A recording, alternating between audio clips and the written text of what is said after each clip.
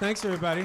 It's very nice to be with you tonight. Let me just get started by saying if I seem a little rattled tonight, if I'm at all off, it's because I was driving out here today and some kid walked right out in front of my van as I was driving here, and I almost hit him. I narrowly missed him. And thank God I looked up from my phone when I did, because one more right swipe on Tinder and that little kid would have been toast. It wasn't all my fault. He wasn't paying attention either, just like every other kid. What was he doing? Staring at his phone, right? So I got out to make sure he was okay. I thought it was a phone. Turned out it was a book. Oh my God. I almost hit a smart one. And I hugged that little egghead. I did. I told him to stay in school. I thought I was going to have a stroke. I swear to God, I thought I was my heart was beating so badly, I thought I was going to have a stroke. And that's the last thing I want to do is die suddenly and then have my family have to come over to my house and clean it out. Anybody else afraid of that? Because they're going to go down in the basement. They're like, holy he's a hoarder. Look at that. I can't believe it. And I love that show. I love watching that show. Because after I watch it, I'm like, you know what? My life's not that bad. Things are pretty good, actually. At least I'm not doing a GI crawl over newspaper to get into the bedroom every night, you know? I know. I'm probably going to die of a stroke. That's how I'm going to go, because my dad's stroke, mother's stroke, all my grandparents all had strokes. My mother's brother, my uncle, shot by a hooker.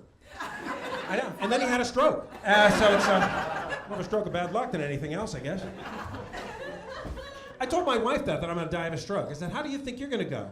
I swear to God, this is what she says to me. She said, I'm probably going to die in a fiery car crash. I know. I'm like, you know what? I'll drive from here. How about that? Why don't you just slide over into the passenger seat and enjoy the scenery? Now my biggest fear is I'm going to have a stroke while I'm driving with her in the car, pull right into a gas station. Ba-boom! Simultaneously fulfill both of our end-of-life prophecies. And it's scary, too, because I'm at a point in my life where I have to start worrying about death. That's where I'm at. I am. I'm starting to worry about it. All my friends are dropping like flies. And I'll be honest with you, I just recently turned 50, 7 years ago, and I know I had to go to the doctor, and I hadn't been to the doctor for the longest time because I don't have health insurance. Anybody else go through that time not have health insurance? Really? I'm the only one? Really? Only loser? What do you all work for the county, you sons of bitches? Really? Oh, no copay? Is that it? When you don't have health insurance, you don't go to the doctor when you're sick. What do? You frantically Google search your symptoms on the internet. And you come up with wildly inaccurate self-diagnosis. Last Thanksgiving, after dinner, I had horrible, sharp abdominal pain. I looked it up on the internet. I either had bad gas or an ovarian cyst. And I wasn't sure which one it was. I made an appointment with an obstetrician. I believe that was the right thing to do. Called a friend of mine in the medical field, asked her advice. Unfortunately, she was a vet tech. She said, you've probably got worms. I know. She said the best thing for that is to scoot across the carpet. That's what she said. Just drop your drawers and scoot, scoot, scoot. And one time I thought I was having a heart attack. So I called 911. I said, I think I'm having a heart attack. And they said, do you want us to send an ambulance? I'm like, how much does an ambulance cost? They're like, I don't know. I said, screw it, I'm going to drive. So halfway there, I had a brilliant idea. I wrecked my car into a tree, pretended to have a heart attack. My car insurance covered it. Isn't that awesome? I know. For one time, Nationwide was on my side.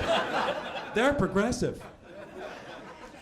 But I did. I finally had to go to the doctor. I hadn't been to the doctor for the longest time, but I had to go because I couldn't put any weight on my left foot. My big toe swelled up. Anybody care to guess what it was? Anybody? The gout. The gout. Isn't that like an old geezer disease, the gout? Like it's a plague from the Bible, isn't it? It's like frogs, locusts, the gout. That's what it was, wasn't it? Why do you think it took him 40 years to get out of the desert? Moses had the gout. He's dragging his foot around. They're going in circles. They're like, come on, Moses. Jesus Christ. We'll come along in several thousand years and save us from our sins, but it's hot in the desert, man. Yeah, he said the gout. He said, Dave, don't worry. You're in good company. Both Ben Franklin and Henry VIII had the gout.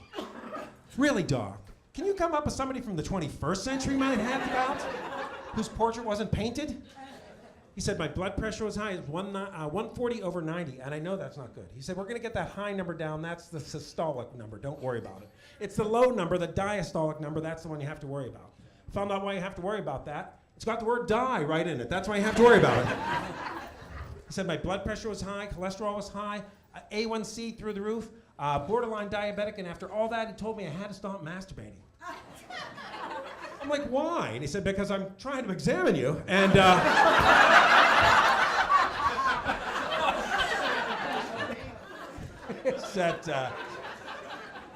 guess that would explain the high blood pressure, huh? In my defense, though, I was in that little room a long time by myself and happened upon a red book with a rather scintillating pictorial of Valerie Bertinelli demonstrating gluten-free recipes. So what fella could hardly help himself? That's what I'm saying. He said I had to change my diet and start eating better foods. He said no steak, no shrimp, no ice cream, nothing good. He said you gotta start eating healthful foods like quinoa. Anybody eat that crap? Ugh.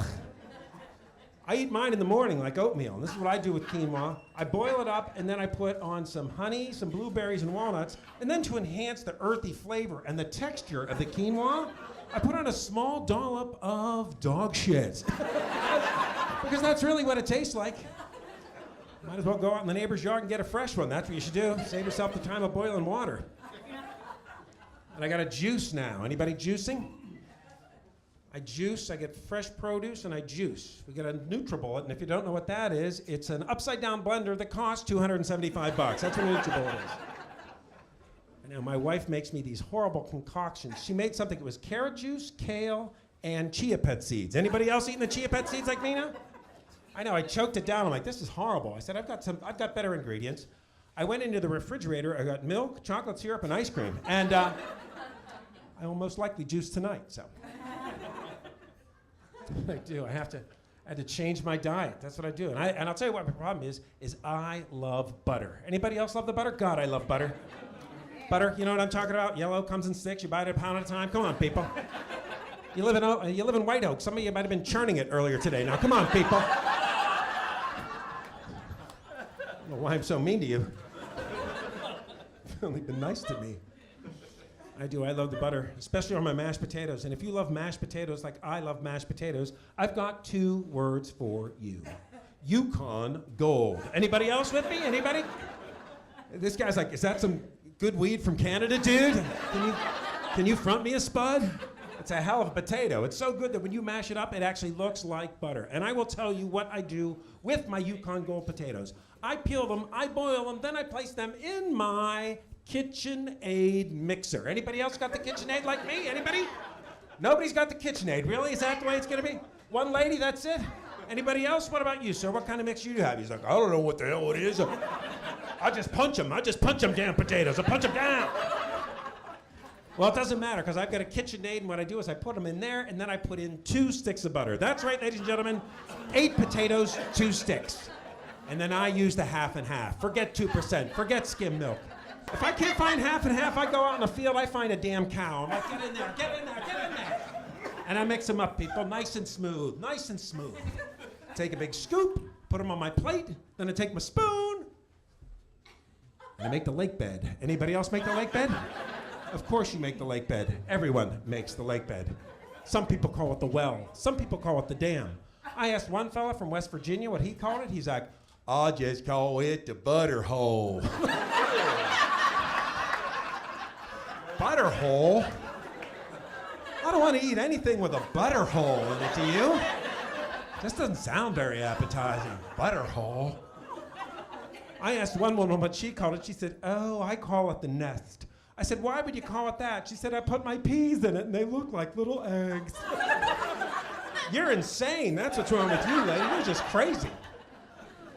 Can't imagine what she calls it when she puts corn in there. Be the cornhole, people. Now, come on, this isn't rocket science. These are really easy jokes. Jesus. Well, I do. I take my spoon, I make the lake bed, then I take another big glop of butter, and I drop it in. Then for me, I close it up.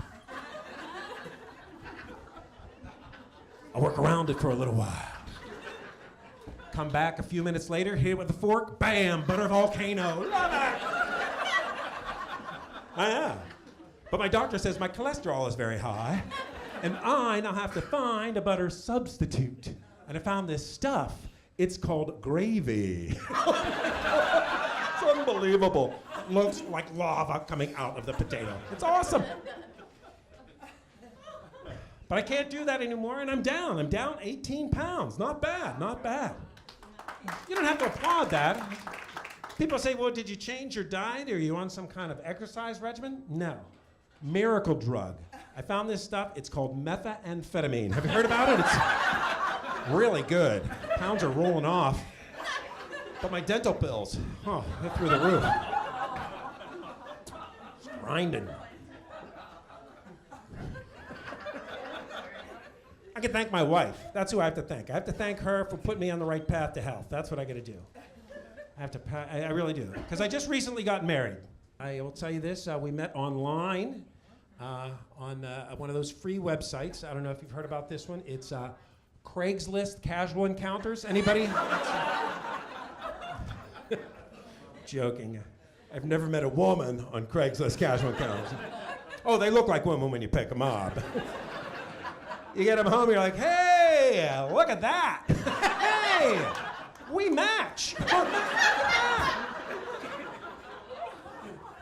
Oh, hell, let's get this over with. I bought dinner, didn't I? I believe I owed something.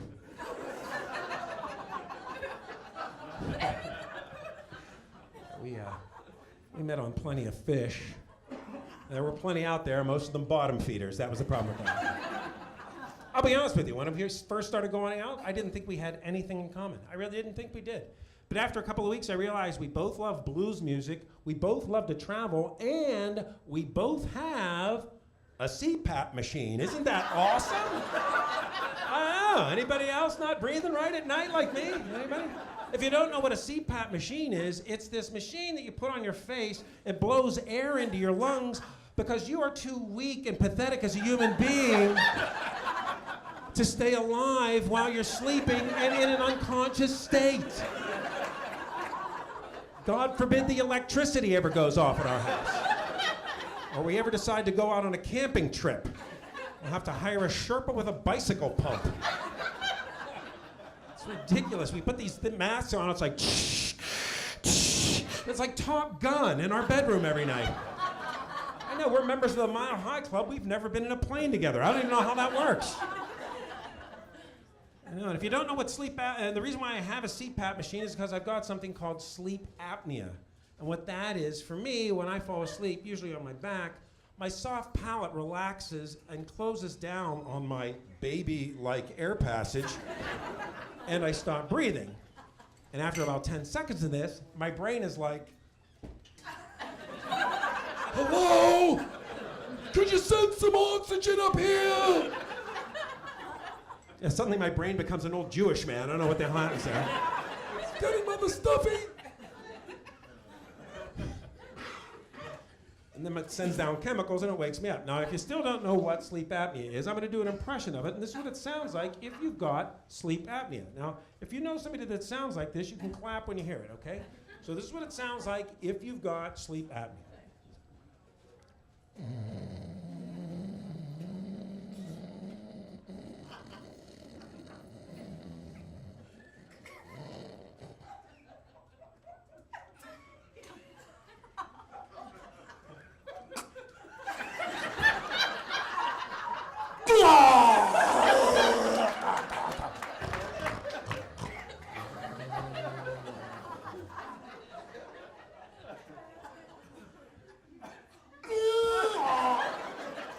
If you know somebody that sleeps like that, you gotta get them a CPAP machine or they're gonna croak.